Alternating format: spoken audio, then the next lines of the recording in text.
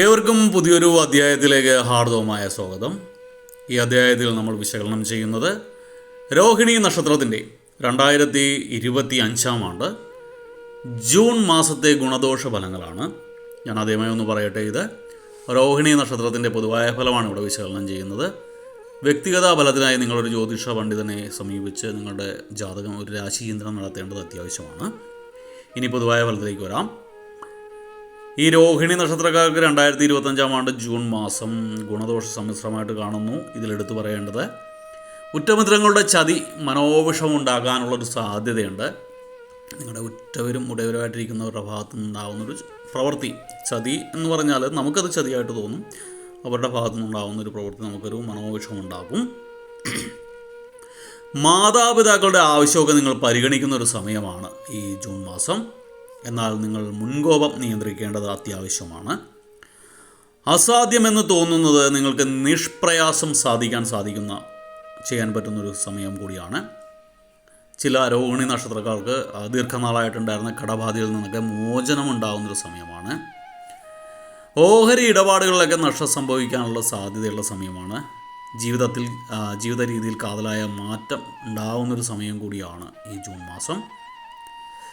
ചിലർക്കൊക്കെ സ്വന്തമായിട്ടൊരു ഗൃഹം ഉണ്ടാക്കണം എന്നുള്ളൊരാഗ്രഹം, അല്ലെങ്കിൽ സ്വന്തമായിട്ടൊരു ഗൃഹം സ്വന്തമാക്കണമെന്ന് ആഗ്രഹിക്കുന്നവർക്കൊക്കെ അനുകൂലമായ ഒരു സമയമാണിത്. അതിനുള്ള ബേസിക്കായിട്ടുള്ള കാര്യങ്ങളൊക്കെ ചിലർക്കൊക്കെ തുടങ്ങി വെക്കാൻ പറ്റും. എന്തായാലും ഗൃഹവുമായിട്ട് ബന്ധപ്പെട്ട് എല്ലാം അനുകൂലമായിട്ട് കാണുന്നു. ബുധൻ ശനി ദിവസങ്ങളിലെ യാത്ര കഴിവതും ഒഴിവാക്കേണ്ട ഒരു സമയമാണ്. കുടുംബകാര്യങ്ങളിലൊക്കെ കൂടുതൽ കാര്യക്ഷമത പുലർത്തേണ്ട ഒരു സമയം കൂടിയാണ്. കടം വാങ്ങുന്നതും കൊടുക്കുന്നതുമൊക്കെ കരുതലോടെ ആവണം. ഈ സമയങ്ങളിൽ അപ്രതീക്ഷിതമായിട്ടുണ്ടാകുന്ന എതിർപ്പുകളെയൊക്കെ നിങ്ങൾക്ക് ധീരമായി നേരിട്ട് പരാജയപ്പെടുത്താൻ സാധിക്കുന്നൊരു സമയമാണ്.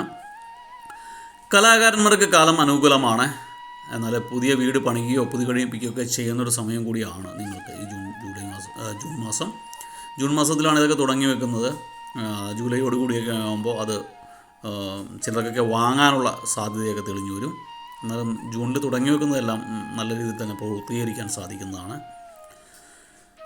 നിങ്ങൾക്ക് വാഹനയോഗം, മത്സര പരീക്ഷകൾ, വിജയം എന്നിവയൊക്കെ ഉണ്ടാകുന്നൊരു സമയമാണ്. ആലോചന കൂടാതെയുള്ള പ്രവൃത്തികളൊക്കെ അപവാദത്തിനിടയാക്കുന്നതാണ്. നിങ്ങൾ ഒന്നും എടുത്തുചാടി ചെയ്ത്, പ്രത്യേകിച്ച് സ്ത്രീകളുമായിട്ട് ബന്ധപ്പെട്ട കാര്യങ്ങളിലൊക്കെ ഒരു എടുത്തുചാട്ടം ഒഴിവാക്കുക. സത്കർമ്മങ്ങൾക്ക് വേണ്ടി പണം ചിലവഴിക്കുന്നൊരവസ്ഥ ഉണ്ടാകുന്നതാണ് ഈ സമയത്ത്. നല്ല കാര്യം തന്നെയാണ്. അതൊക്കെ ദൈവാനുഗ്രഹം ഉണ്ടാകാനുള്ള കാര്യങ്ങളാണ്. ജീവിതത്തിലൊക്കെ ഉണ്ടായിരുന്ന ബുദ്ധിമുട്ടുകൾക്കൊക്കെ ഒരു അയവ് വരുന്ന സമയം കൂടിയാണ് ഈ ജൂൺ മാസം. പല ഉന്നതരികളിൽ നിന്നും പല സഹായ സഹകരണങ്ങളൊക്കെ ഉണ്ടാവും.